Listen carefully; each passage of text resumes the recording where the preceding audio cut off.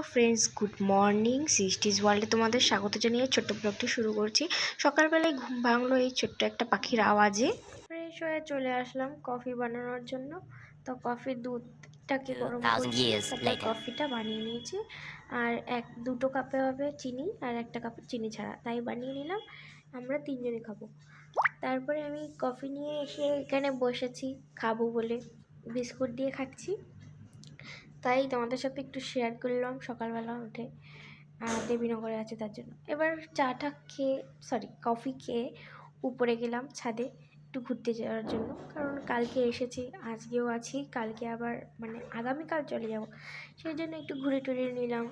তারপরে দুপুরবেলা একেবারে স্নান ট্যান করে ভাত টাত খেয়ে তারপরে আসলাম ছাদে, উপরের ঘরে এসে তারপর মনে পড়লো যে আমার কভার নেই, কভারটা এমনিও পাচ্ছি না, তাই একটু এটার উপরে কলকা করি। তাই পরেরটা দেখালাম যে কীরকম হয়েছে, তোমাদের সাথে শেয়ার করলাম।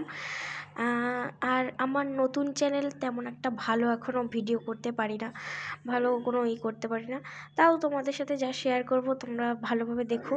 তারপরে রাতের খাবার সেরে আর কন্টিনিউ করা হয়নি ব্লগটা, তো আজকে ভয়েস দিচ্ছি। ভালো লাগলে লাইক কমেন্ট শেয়ার অবশ্যই করবে।